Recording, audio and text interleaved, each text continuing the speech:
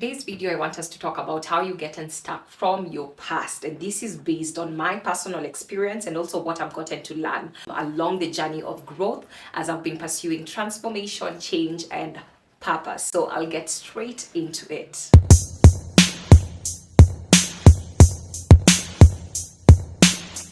One thing I've come to learn is you must get to a place where you let go of what was and embrace what is. And this is because for the longest time, I personally was holding on to my past, the mistakes that I made, what I did, when I did not know any better, the mindset which I had that drove me to do the things that I was doing.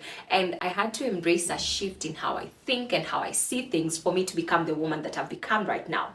A lot of times I meet young people and the question is, how did you change from who you were to who you are right now? And most of them, they're quite confused about what happened in my life that led me to the path I'm on right now. And most of the time when I'm speaking to them, I tell them nothing drastic happened. I just woke up one day and I was like, you know what? I'm tired of doing things the same way, getting the same results.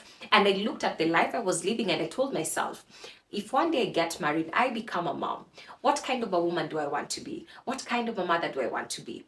And what kind of a wife do I want to be? So for me, my change was very intentional. It's how I had embraced dysfunction in my life and I was thriving in dysfunction. So getting to a place of understanding that my life doesn't have to be dysfunctional. I can choose different, I can be different, I can move different, I can live different was very important and significant to even what led to my change and my transformation. One thing I came to understand is this: no one can change unless they want to change. No one can force anyone else to change unless that person is willing to do the work and of course to change. So change is a very personal thing. Transformation is a personal thing, and it's a personal journey that each individual has to embrace in order for them to get to the other side.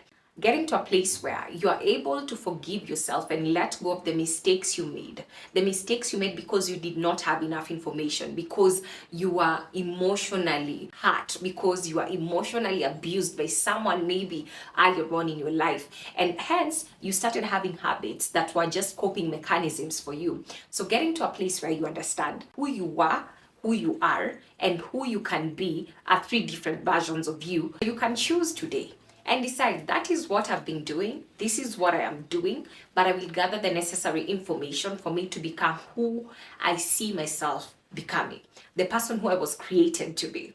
So at the end of the day, you have to get to a place where you grieve the old version of yourself, you mourn the old version of yourself, and again you also mourn the version of yourself that is right now.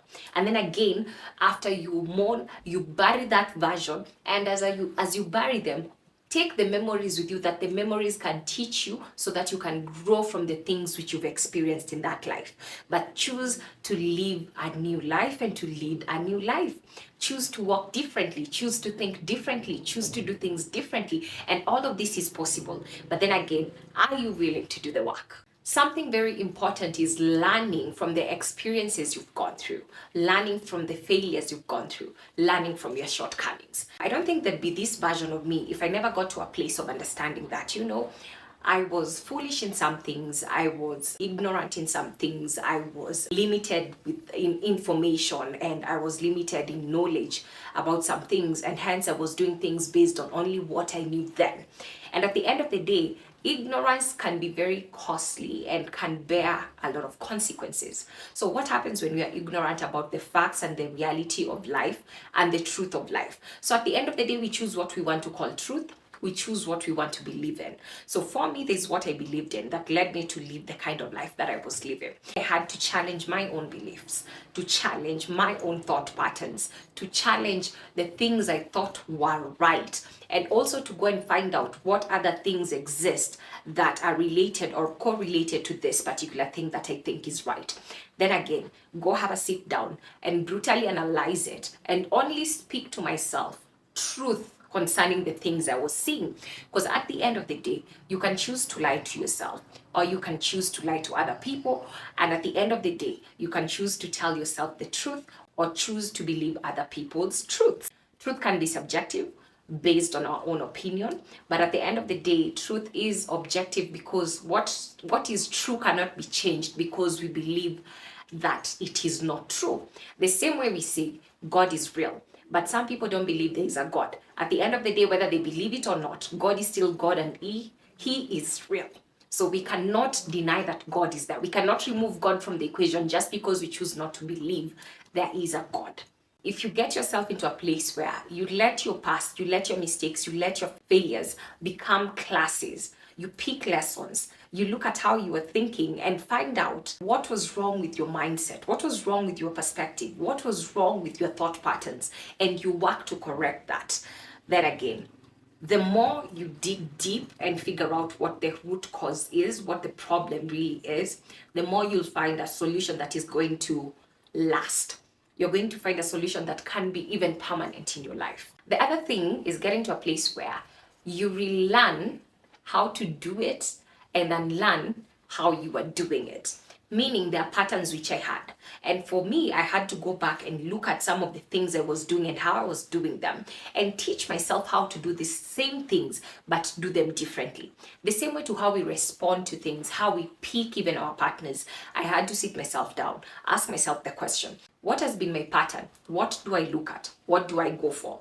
What is my default setting? What is my first response? What is my initial response in case something like this happens? And once I started looking at it from a place of, oh, this is what I do, and this has not been working, I had to unlearn how I do it, unlearn how I respond, and get myself into a space where I relearn new ways that are healthier and better and not toxic, and respond to the same crisis, the same problem, the same issue, the same struggles, the same frustration, the same low seasons, low moments. When I was going through depression, learning how to respond differently, because initially for me, drinking was the solution, smoking was the solution, partying was the solution, and at the end of the day, I had to get to a place of learning how to deal with these emotions without defaulting to destructive behaviors. It's very important to get to a place where you relearn some of the ways you've been doing things and unlearn some of the old ways you have been doing things. Last but not least, if you want to get unstuck from your past, you have to allow yourself to grow, to move forward, and to move on. Most people are not capable of doing these things. Most people are not capable of moving on because, number one, they lack compassion for themselves. They lack mercy for themselves. They lack forgiveness for self. So a lot of times, if you're not able to forgive what you've done, if you're not able to forgive yourself, then you're always resenting that part of yourself, and sometimes resentment will hold you back from moving forward. So getting to a place of understanding, you deserve to be loved. You deserve to be cared for. You deserve to be valued. You deserve to have a beautiful life, a good life.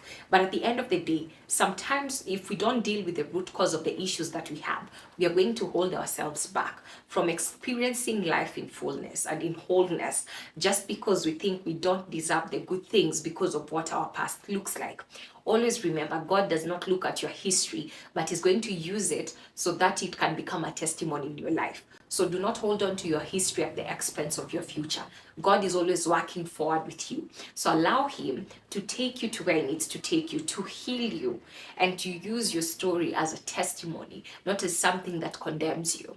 Well, we all know there is no condemnation for those who are in Christ Jesus. He makes everything brand new. So my prayer for you is that you may get to a place where you love you, and you'll get to a place of loving you by understanding that God unconditionally loves you. Your mistakes are not a surprise to God. Get to know God, the God who loves us unconditionally. It will be hard for you to even get to a place of loving yourself unconditionally with all the scars that you have. But do allow yourself to move forward, to progress forward. Allow yourself to have good things, to have nice things, to have great experiences, to have love, to have joy, and to have a wholesome life. So do not shy away from these things just because your past is not looking pretty. Anyway, God used people whose past was not even was nothing to be proud about. But look at how their lives have changed. Look at how their stories have changed. Look at how impactful they have been. So even for you, He can still use you, use your past, and use your story. So we are going to end this video here. I'll see you guys in the next video.